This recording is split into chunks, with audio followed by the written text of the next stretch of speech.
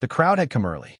By sunrise, the plaza outside the Basilica of Our Lady of Guadalupe was a living sea, bodies pressed together in solemn anticipation, hands folded, candles flickering beneath the slow dawn light. It was not a festival. It was not protest. It was something far rarer, reverence. News cameras hovered like insects at the edge of holiness, trying to capture what could not be packaged. Among them stood CNN's foreign correspondent, Sandra, smart, sleek, skeptical. Her voice, cool and clinical, drifted over the live broadcast. This is the site of what many here call a sacred place. But let's be honest, we're talking about a painting on cloth. Allegedly miraculous. Allegedly divine.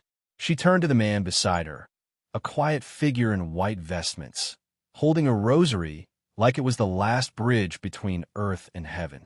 Monsignor Elias Romero. Weathered face. Steady gaze. He didn't respond to her provocation. Not yet. Behind them, the bells began to toll. Not mechanically, but as if rung by something unseen. The camera tilted upward, perhaps on accident, perhaps guided by something the cameraman couldn't explain. And then the crowd gasped. It was not the kind of gasp that follows drama or spectacle. It was deeper, instinctive, 1,000-year-old gasp stitched into the soul of humanity. Above the basilica, suspended in the soft blue of morning, something began to take shape. It shimmered, not like technology, but like prayer taking form. The outline was unmistakable: veiled head, open hands, mantle flowing without wind. The image did not demand attention. It invited it. It did not move. It simply remained. For a moment, the broadcast went silent. The crowd did not cheer. They knelt. Sandra's voice broke the silence, not with reverence, but with the shaky reflex of someone whose worldview was beginning to crack. Could be a drone projection, she said, or light refraction. There must be a reasonable explanation. Then she turned to Romero, who had not moved. He looked at her, not in anger, not in triumph, but in pity. And then he looked past her, into the lens, through the screen, into the hearts of those watching across the world. "You mock what you do not understand," he said softly. "But heaven just answered you.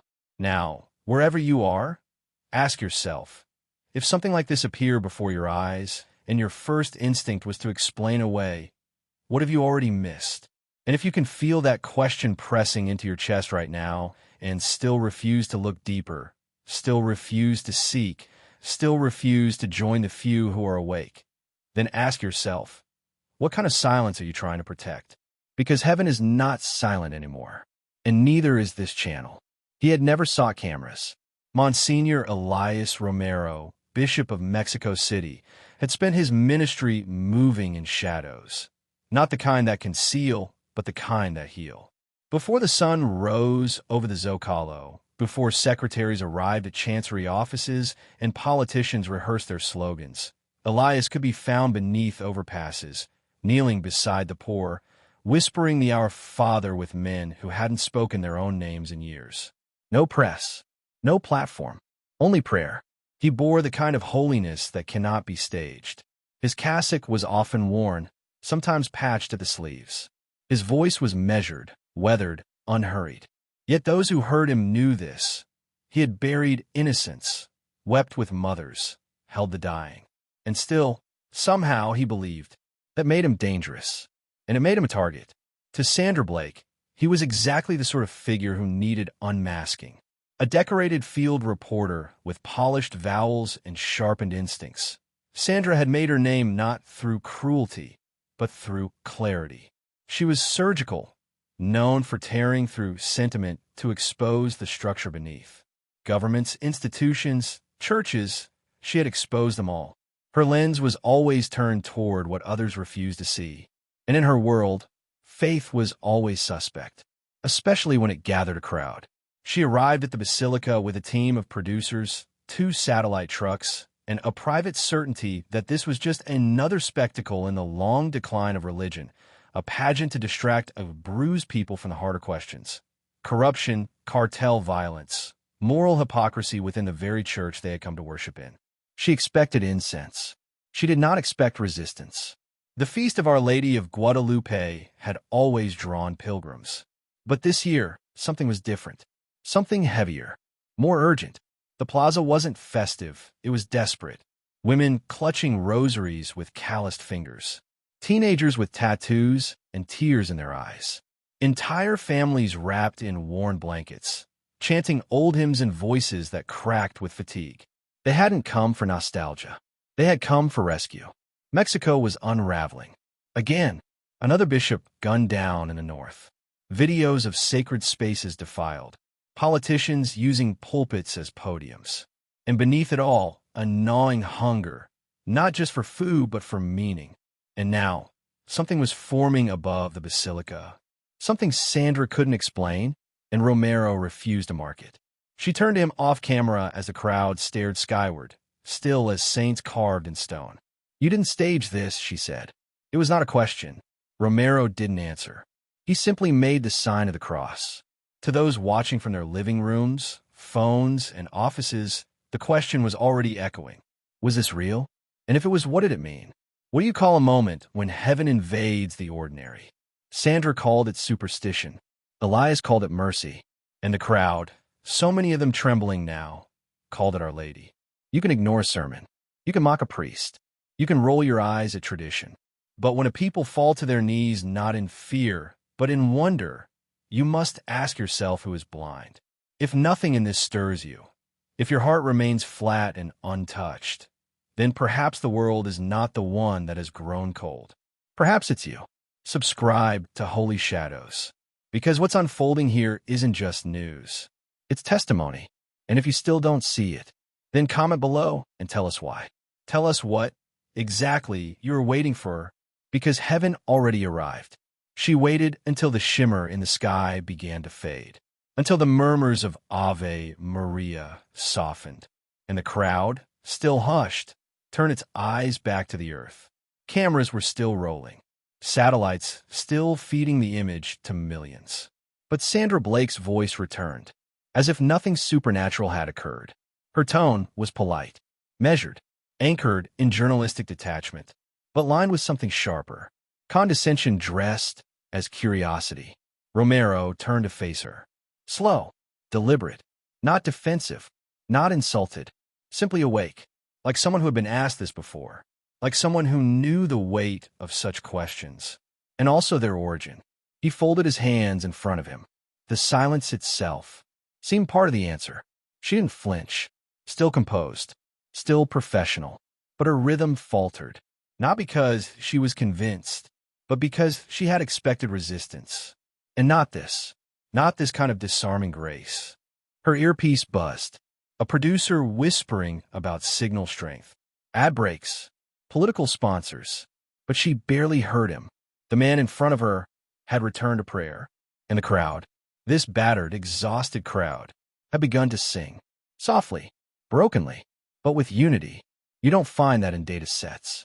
You don't chart in polls. You either feel it or you don't. And if you don't feel even a flicker of warmth at the idea of a lost soul turning back, of a child of violence choosing peace, then ask yourself, what would move you? If not this, then what? And if you cannot answer that, then comment below and confess.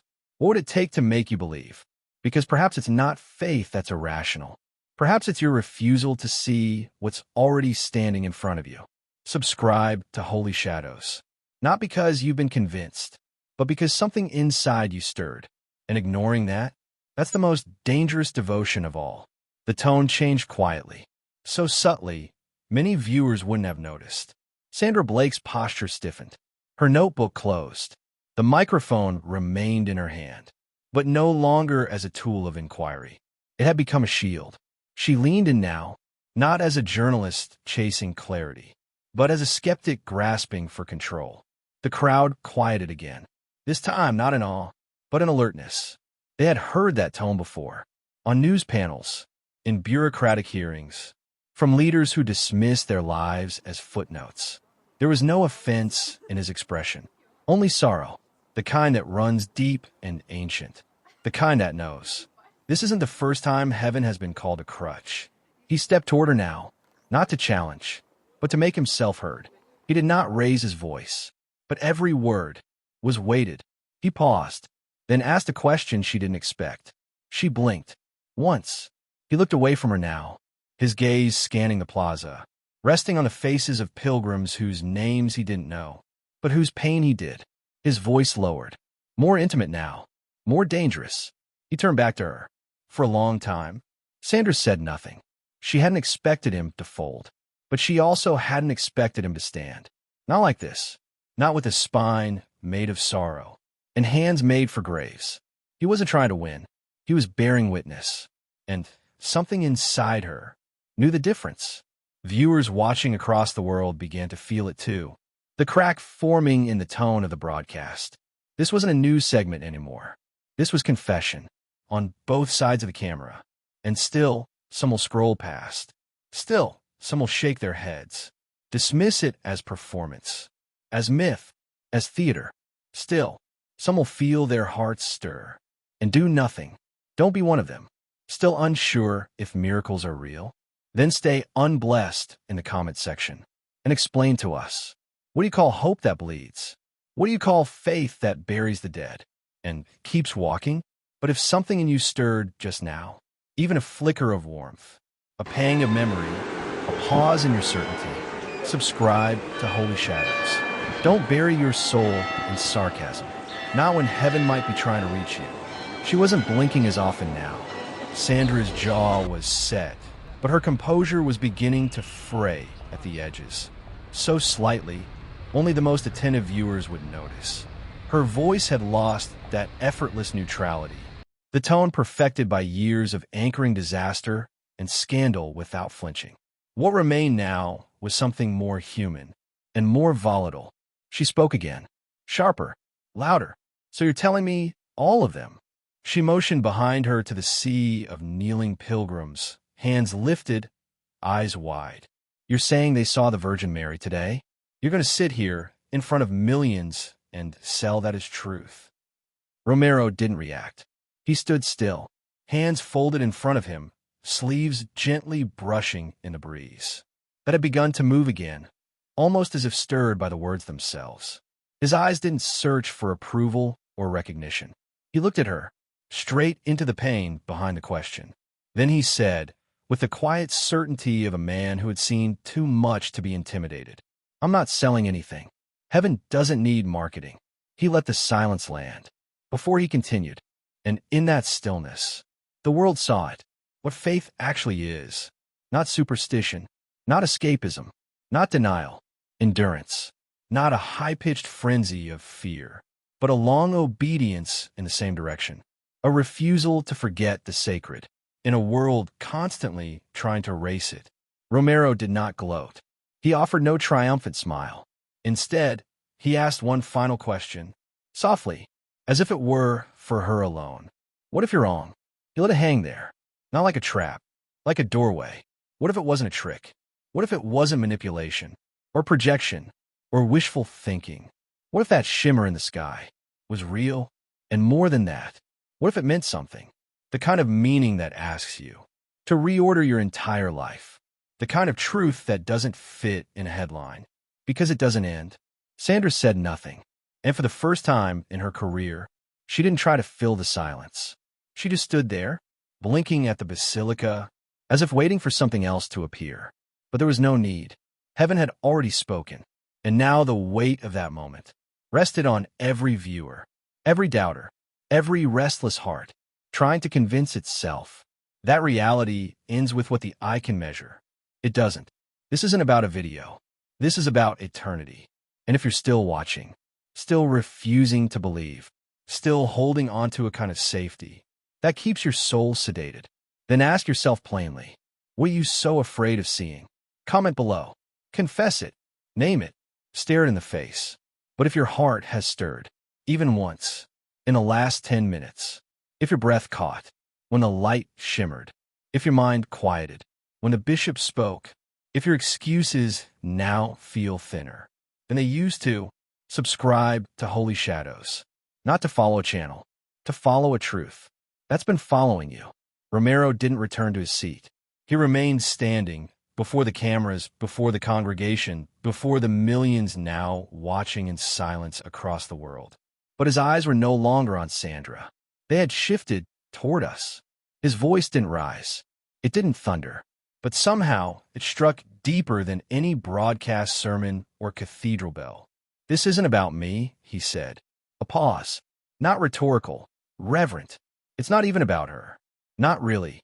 He gestured gently, as if to brush aside the image of the shimmering virgin that had now frozen on screens behind him. Beautiful, inexplicable, but not the destination. "It's about you." There was weight in the words. Not accusation, but ache. "It's about your emptiness. The ache you've grown used to. The one you carry through Monday mornings and Friday nights, and call it normal." His voice didn't waver, but it bent, as if bearing a sorrow that didn't belong to him alone. "It's about the nights you couldn't sleep, the prayers you whispered but didn't believe, the anger you tried to bury beneath clever arguments or hard success. You stepped forward once, not for drama, but for nearness. You think faith is for the fragile. That belief is for the broken." "You're right." He nodded. "It is. But here's what you never understood. We're all broken. Some of us just stopped pretending otherwise." Silence again. Not awkward, sacred. "Mary doesn't appear to entertain," he said. "She doesn't come with fireworks or press releases. She appears to interrupt your doubt, your distractions, your detachment. She appears in the places where we've given up hope, not to impress, but to remind." A long breath. "That God hasn't abandoned you. It wasn't a performance. It was a lifeline. She appears for the addict on the bathroom floor, for the single mother wondering how to feed her children, for the skeptic who still weeps when no one's looking, for the politician who's lost his soul behind the podium. She appears," he said, "for the ones who don't know how to pray anymore, but still whisper something when the room goes dark." And then his voice, soft, unwavering. "She appears for you." And there it was. The entire church, reduced not to doctrine or spectacle or fear, but to a face, a presence, a mother, watching, waiting, weeping for a world that keeps pretending it doesn't need her. So now it's your turn. If you felt a lump in your throat while watching this, if something inside you stirred when you didn't expect it to, then subscribe to Holy Shadows. Not for our sake, but for yours. Let this moment interrupt your drift. Let it be the mercy you didn't know was still chasing you. But if you didn't feel anything, if your heart stayed flat, your chest stayed hollow, then don't lie. At least be honest in the comments. What part of your soul have you silenced? What would you have said if you stood in that crowd?